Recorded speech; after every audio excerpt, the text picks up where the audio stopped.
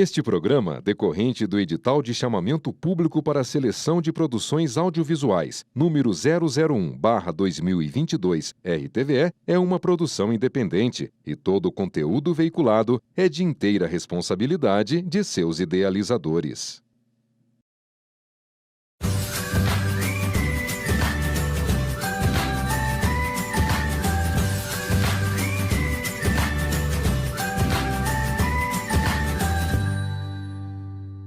Luvinhas colocadas, vamos dar início a mais um Cozinhe com Ana.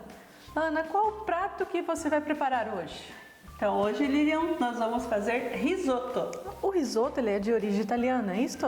Exatamente, por quê? Porque agora a gente vai começar a trabalhar com a gastronomia italiana. Você sabe alguma coisa sobre a colonização dos italianos no Paraná? Não muito. Não muito, então vamos lá. Os italianos chegaram no Brasil em 1875. Há relatos não oficiais que antes dessa data já tinha alguns italianos chegando junto com outros grupos de imigrantes e alguns até porque vinham fazer viagens aqui no Brasil. Mas eles chegavam mais no litoral, então? Sempre chegavam pelo litoral, né? Eles atravessavam, chegavam de navio e de lá cada um ia para algum lugar do Brasil. Então, quando eles chegaram, eles se estabeleceram na região abaixo da serra, ali na região de Antonina, Paranaguá e Morretes. Só que o que eles perceberam? Eles perceberam que começou a dar muita praga nas lavouras, eles não se acostumaram com o clima e eles se sentiram meio isolados. E com isso, eles resolveram mudar de região e subiram a serra. E ficaram muito próximos da região de Curitiba. Os imigrantes eram mal vistos quando chegaram aqui, porque eles tinham as terras deles, que eram já as terras visadas que eles recebiam, mas elas eram habitadas pelos indígenas. Então, muitos desses imigrantes atropelavam esses indígenas, alguns até assassinavam os indígenas. Então, criou-se um conceito negativo. A palavra imigrante ficou como uma palavra negativa. Com a chegada dos italianos, eles mudaram esse conceito.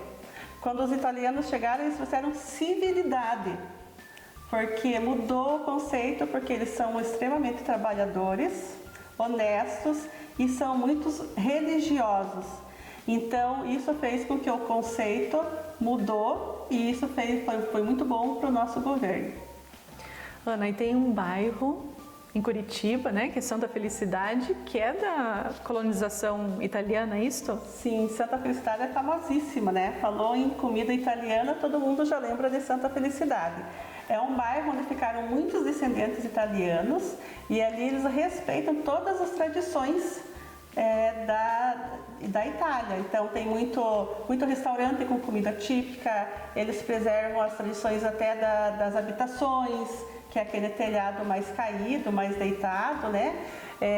E assim, falou em comer comida italiana, a gente já lembra de Santa Felicidade. Que lá é tudo muito gostoso. Sempre, né? Comida italiana é muito gostosa.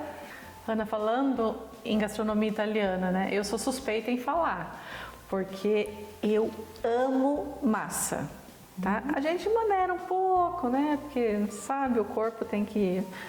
Mas eu sou muito apta, adoro tempero em relação à comida italiana. Uma massa, um risoto. E hoje você está proporcionando tudo isso. Vamos ter um momento bem prazeroso na hora da degustação. Então, a gastronomia italiana ela tem uma variedade de pratos.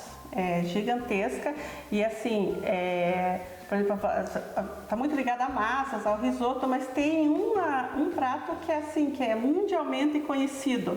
Quando você fala em Itália, o que vem para você a primeira coisa na cabeça? Pizza. Pizza. Então, a pizza é de origem italiana e é uma coisa tão gostosa e foi tão difundida que hoje em qualquer lugar do mundo que você vá a passeio, para visitação, você vai ter um lugar que vende pizza. Então, assim, ela conquistou a população mundial. Claro que tem diferentes formas de fazer. Inclusive os brasileiros fizeram várias alterações. Sim, né? Com certeza. Mas existe uma tradição italiana, que é a pizza de Nápoles. Inclusive, ela tem uma certificação. a cidade de Nápoles criou um estatuto lá que, para dizer que é uma pizza napolitana, tem regras que devem ser seguidas. Então tem que ser com o trigo tal, usando queijo parmigiano reggiano, só pode tomate e manjericão. E essa é a regra delas. Por quê? Porque é uma tradição registrada, né? É registrada da cidade de Nápoles.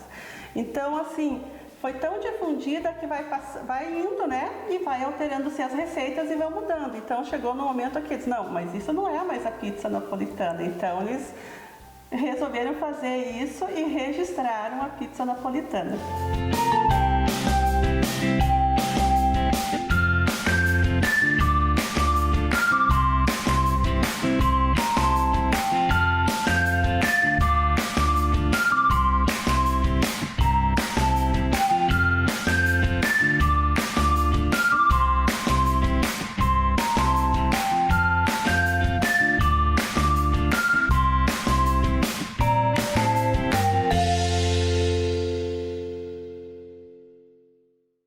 Ana, você já falou para nós que hoje você vai fazer um risoto, mas eu tô sentindo um aroma diferente nessa cozinha aqui, porque tá super perfumada. Tá aromática. O que você tá inventando? Então, antes de iniciar o nosso risoto, Lina, a gente precisa trabalhar com um caldo. A gente não faz risoto sem o caldo. O caldo é um dos ingredientes principais e se a gente quer seguir à risca o risoto italiano, a gente precisa desse caldo. Então esse caldo ele é feito com cebola, com cenoura e com salsão. Então a gente cozinha tudo junto e é com esse caldo que a gente vai cozinhar o nosso risoto. Ana, falando em risoto, da onde que surgiu esse nome? Então o risoto veio da Itália, né? E por que o nome risoto? Porque se refere ao arroz que a gente vai fazer ele. Então risoto em italiano quer dizer pequeno arroz ou arrozinho. Por isso que a gente usa um arroz diferente quando faz risoto. Muitas vezes eu já ouvi, e eu fazia em casa também, a minha mãe fazia, vamos fazer risoto de frango. Mas usava o nosso arroz normal, o comum que a gente usa no dia a dia lá, e chamava aquilo de risoto. Quando eu comecei a estudar, eu vi que não tem nada a ver. E acredito que vocês que estão nos assistindo também vão ter essa noção, vão perceber isso. A gente adapta, né? A gente vai se adaptando. Mas aquilo que a gente faz em casa, aquilo a gente tem que chamar de galinhada, de arroz com alguma coisa. Porque o risoto ele tem particularidades que a gente tem que seguir para chamar ele de risoto. Então, nós já falamos do caldo e tem que ter um arroz específico para fazer esse risoto. É o arroz arbóreo, ou carnaroli, ou vialone nano. São 3 tipos mais comuns que a gente encontra no mercado. E qual que é a diferença? A diferença é que ele é um arroz mais redondinho. Desses 3 que eu citei, um é redondinho e os outros são grãozinhos mais finos e mais curtos. Qual que é o diferencial desse arroz? É um arroz que ele possui muito amido. Você já ouviu falar que arroz de risoto não se lava, né? Sim. Então, por que não se lava? Porque esse amido que está em volta desse arroz é que vai dar a cremosidade no final, que é uma das características do risoto. O risoto tem que ser extremamente cremoso e bem úmido. Eu sempre falo quando eu dou aula para os meus alunos assim, que para eles lembrarem do risoto, que a gente nunca vai servir um risoto seco, ele tem que ser bem úmido, que risoto é quase que uma sopa seca.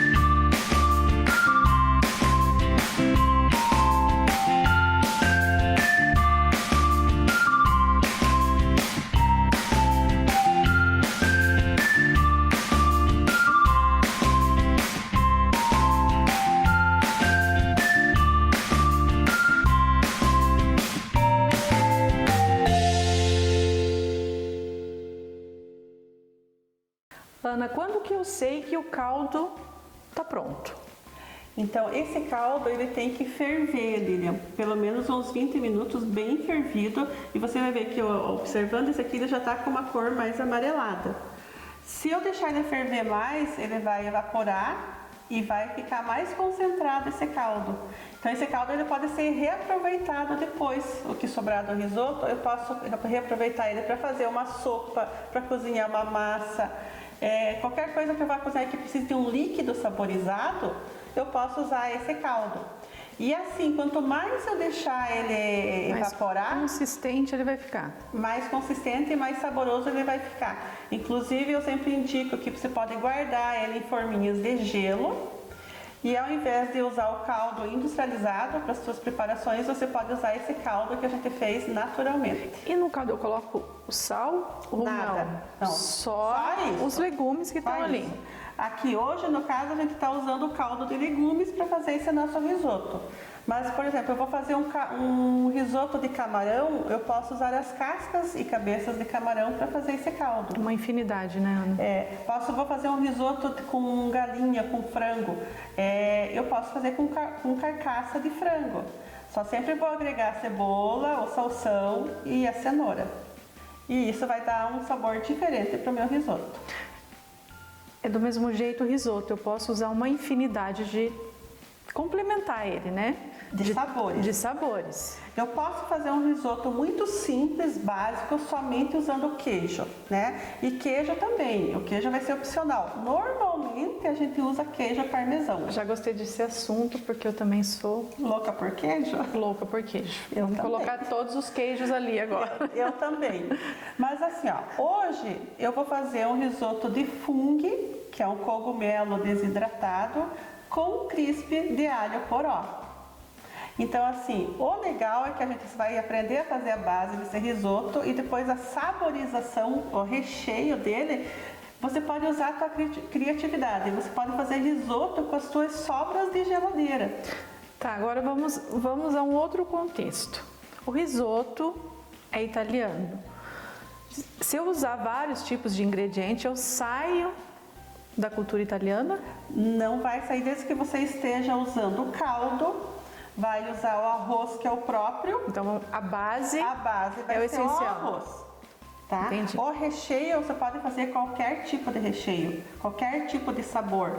Você pode fazer risoto hoje até com frutas, você pode fazer risoto doce, desde que você use o arroz, que é o arroz típico italiano. Que representa. Exatamente. Você vai poder chamá-lo de risoto.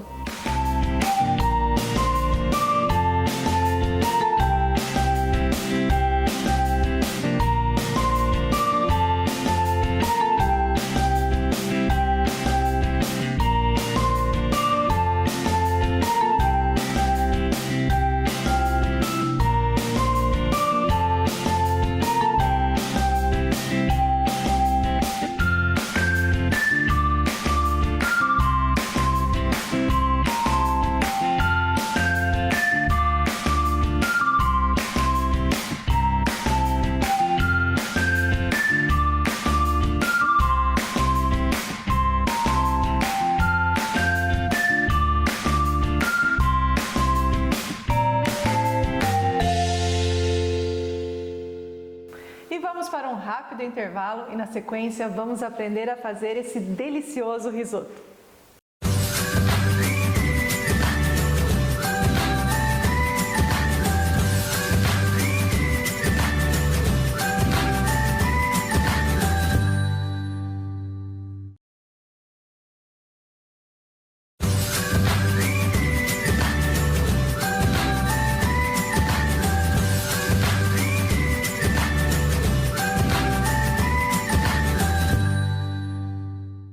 Ana, quais são os ingredientes que vamos precisar para preparar o prato?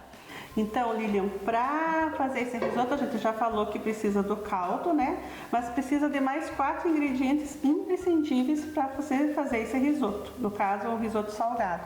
A gente vai precisar de manteiga, vai precisar de cebola bem picadinha, vai precisar do arroz arbóreo e do vinho branco seco. Ana, sempre vai ter que ser o vinho seco? O branco seco? Nem sempre, Lilian. Vai depender do prato que você vai estar executando. Tem risotos que a gente faz com espumante, tem risoto que a gente faz com cerveja.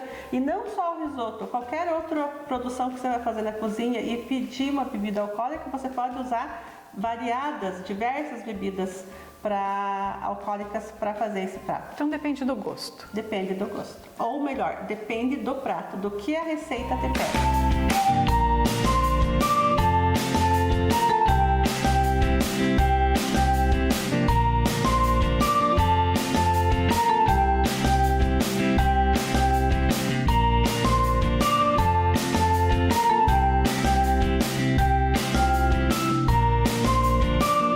Por favor, Lilian, me passa a manteiga. Então a manteiga de início. Sempre aquece a panela antes, um pouquinho, né? Para dar uma acelerada. Ana, quantas gramas você está usando de manteiga? Então, Lilian, eu tenho um tablete de 200 gramas que eu dividi em 5 porções iguais. Então, aqui, para iniciar o nosso risoto, eu estou usando 40 gramas. Tá, já derreteu. Derreteu, já aqueceu a manteiga. E vai para a cebola. Agora a gente entra com a cebola. E essa cebola, a gente vai deixar ela murchar. Aqui entra a importância de ter uma cebola bem picadinha. É isso que eu ia te perguntar. Tem que ser bem picadinha mesmo, Bem né? picadinha. Lembra da cebola que a gente falou pro quibe? Sim. Que não poderia aparecer, que tem que ser bem picadinho? Aqui também é a mesma coisa. Eu não quero ver um pedação de cebola no meu risoto. Então ela tem que ser bem picadinha. Aí passando por esse processo aqui, ela vai murchar. Então mesmo que você ame cebola, mas você vai ter que picar bem picadinho. Bem picadinho. Tá, então ela vai murchar. E aí a gente vai entrar com arroz. Arroz específico para risoto sem lavar. Então o arroz, esse é o redondinho que você falou, Ana. Esse é o arbóreo, a gente está usando aqui o arbóreo. Mas como eu falei, tem mais 2 tipos, né? Que são os mais comuns que a gente encontra aqui no Brasil. Ó, agora a cebola já murchou, nós entramos com o nosso arroz. E aqui eu vou dar uma misturada muito rápida, porque não é a intenção que esse arroz frite nessa manteiga. Porque se acontecer isso, ele vai criar uma película que vai impedir a cocção. Então aqui é só para misturar mesmo e a gente já entra com o vinho em seguida. O vinho aqui você colocou... Tem 250 ml. 250 ml. Lembrando que essa receita vai estar lá no portal, né? De vinho branco seco. Meu Deus, que aroma. Fica muito gostoso, né?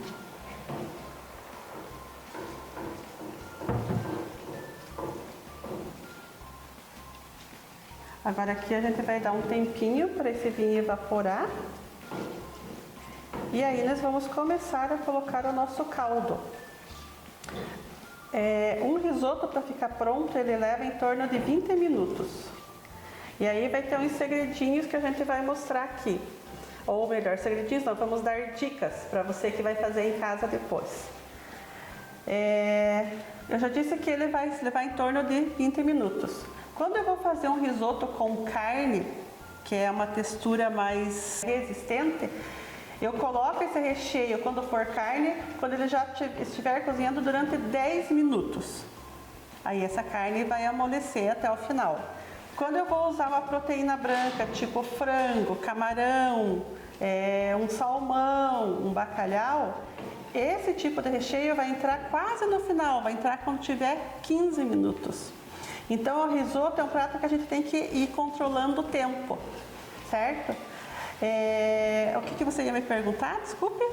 Então eu te perguntei sobre a relação de você fazer uma carne antes, para depois você incluir no risoto. Então assim, ó, todos os recheios que eu vou entrar aqui, eu preciso de principalmente proteína, eu preciso de uma pré-cocção nele. Eu não posso colocar um pedaço de carne vermelha, crua aqui para cozinhar junto, não vai ser legal, né?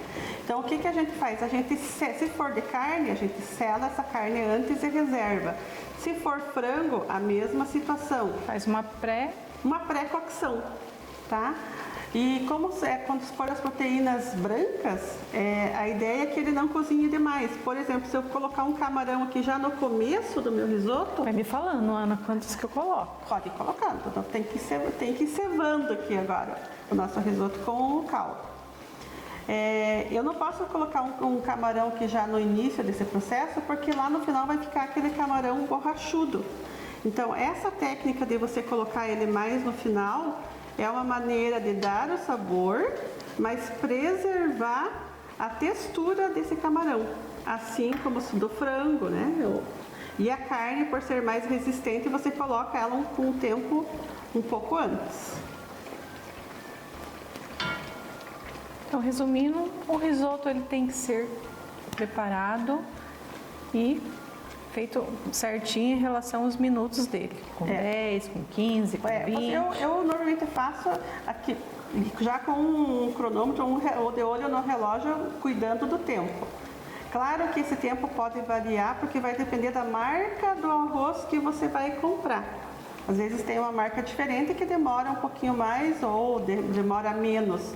Mas daí você vai fazer um testezinho, tira um grãozinho ali e experimenta.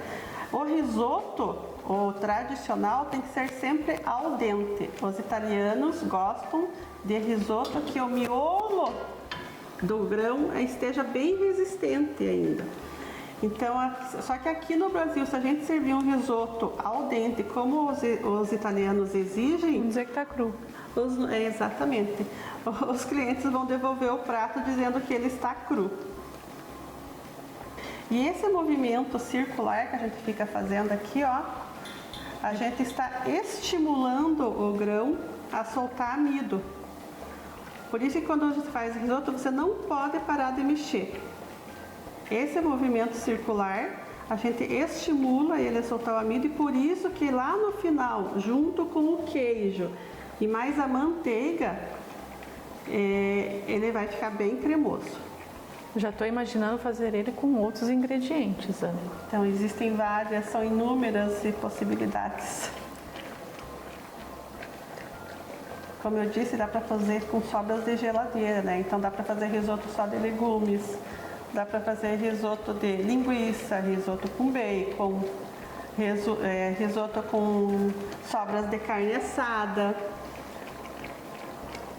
Dá para fazer risotos colocando outros tipos de queijo. Hoje nós estamos usando o queijo parmesão, mas pode usar queijo gorgonzola. Vou te dar um exemplo do que combina com gorgonzola. Um risoto de mignon com gorgonzola, e no final você mistura pera cortada em cubos in natura. Já imaginou o sabor que vai ser isso? Um toque um pouquinho doce.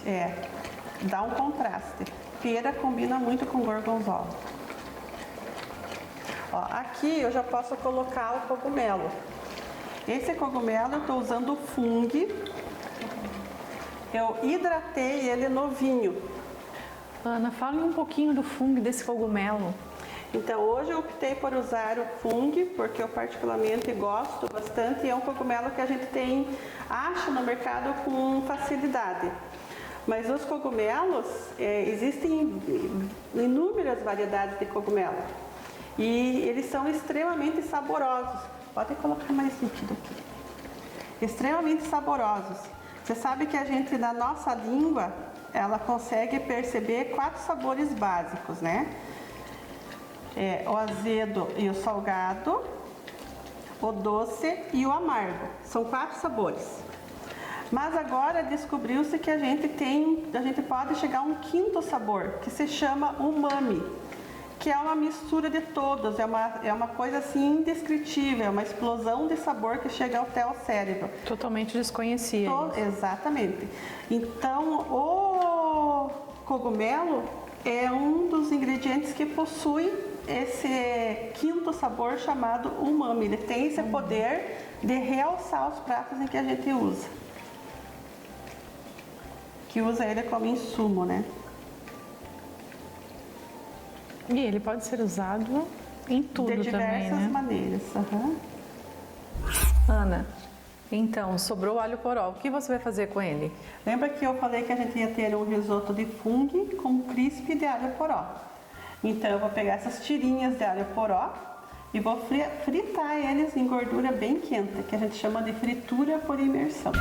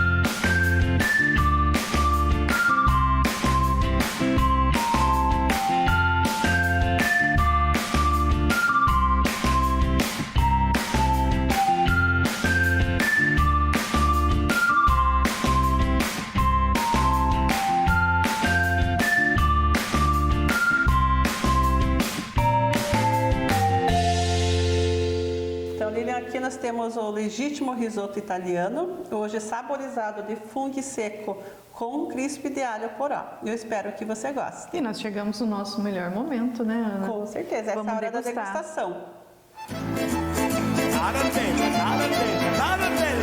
Sempre quella, sempre bella. Ciao amore! Tá divino, Ana, muito cremoso. E o nosso programa vai ficando por aqui. Lembrando que ele está disponível no portal tourbr.com.br. Até a próxima semana. Arrivederci! E adesso, forza maestro! Tutti insieme, brasiliani, italiani!